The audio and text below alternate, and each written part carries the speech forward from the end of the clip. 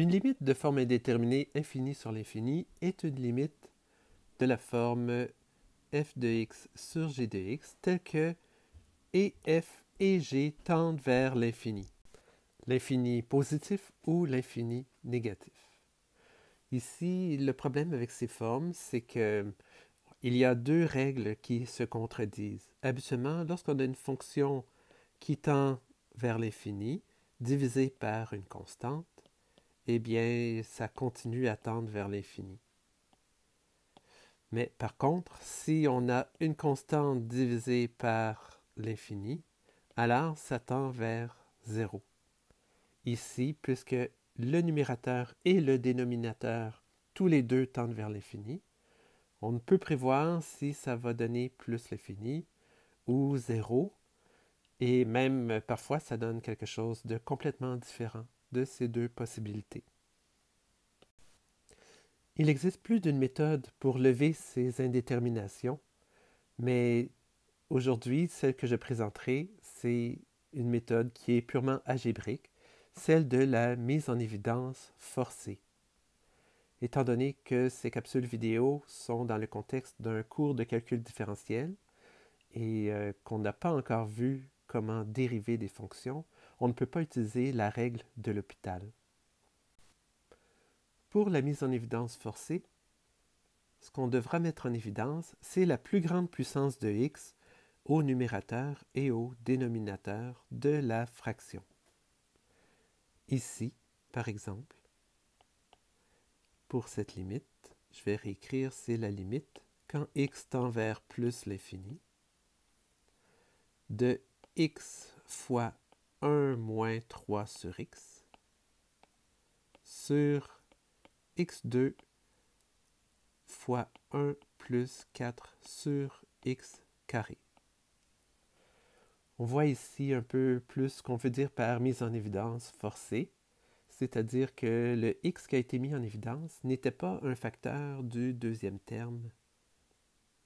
C'est pourquoi je suis obligé de diviser le deuxième terme par x.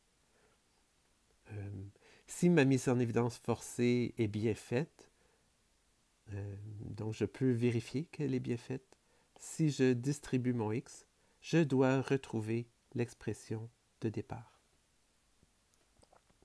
Une fois que la plus grande puissance de x a été mise en évidence, je peux simplifier. J'aurai ici la limite quand x tend vers plus l'infini de 1 moins 3 sur x sur x fois 1 plus 4 sur x carré. Et maintenant, ce qu'on peut voir si on regarde quand x tend vers l'infini, bien 3 sur x va tendre vers 0 en haut. Donc au numérateur, ça tendra vers 1, tandis qu'en bas, on aura le x qui tend vers l'infini, qui multiplie 1 plus 0. 1 sur l'infini, c'est-à-dire 1 divisé par une fonction qui tend vers l'infini. À la limite, ça donne 0. On a parfois à faire cette mise en évidence forcée même à l'intérieur d'une racine carrée. On effectue d'abord la mise en évidence à l'intérieur de la racine pour ensuite distribuer la racine sur la multiplication et remplacer racine de x au carré par valeur absolue de x. On ne peut pas simplifier valeur absolue de x avec x automatiquement parce qu'on sait que pour les négatifs, la valeur absolue de x n'est pas x. Et justement, on est dans les négatifs ici. La définition algébrique de valeur absolue de x, c'est défini comme une fonction définie par partie, où valeur absolue de x est égale à x pour les x plus grands ou égal à 0, et c'est égal à moins 1 fois x pour les x plus petits que 0. Multiplié par moins 1, ici, les négatifs les transforment en positifs. Étant donné que x ici tend vers moins l'infini, c'est-à-dire qu'on prend des valeurs négatives, et c'est cette règle qui devra servir.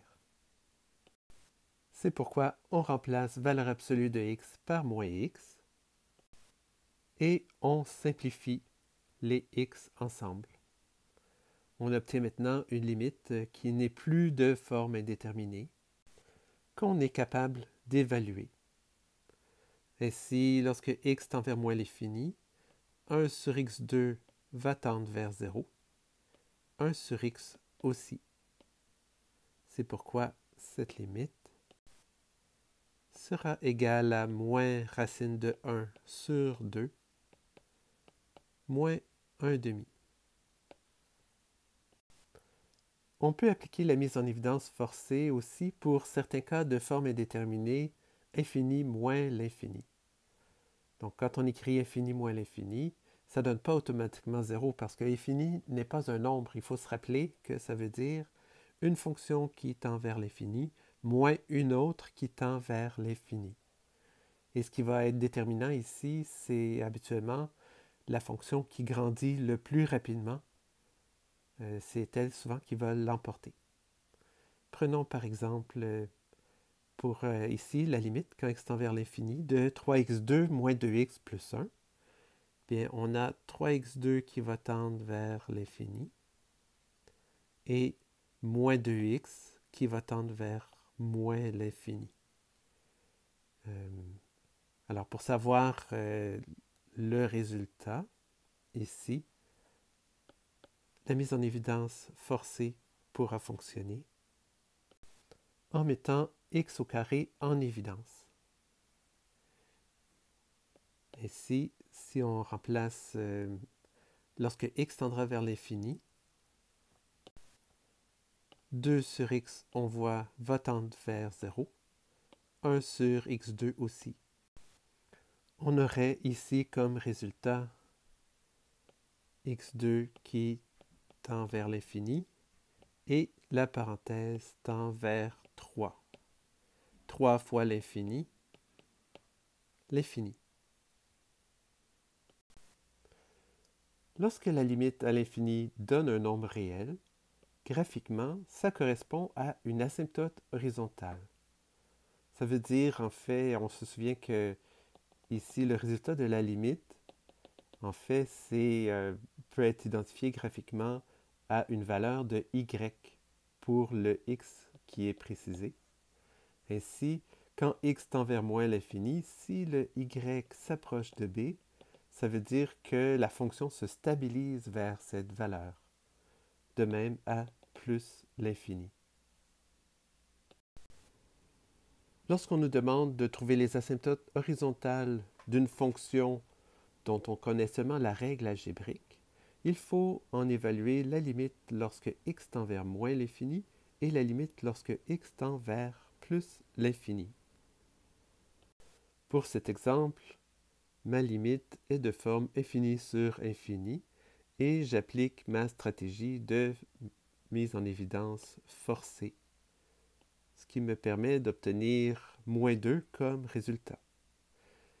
Moins 2, en fait, c'est la valeur vers laquelle y s'approche lorsque x est de plus en plus petit, c'est-à-dire lorsque x est un très grand négatif. Il faut ensuite vérifier de l'autre côté de l'axe. Autrement dit, lorsque x tend vers plus l'infini, ça pourrait être une valeur différente. Même si ce n'est pas le cas dans cet exemple-ci. Évidemment, si nous avions eu le graphique dès le départ, on aurait pu voir que plus x grandit et plus le y s'approche de moins 2. Et aussi, plus x diminue, plus le y s'approche de moins 2 aussi. C'est le sens de l'asymptote horizontale.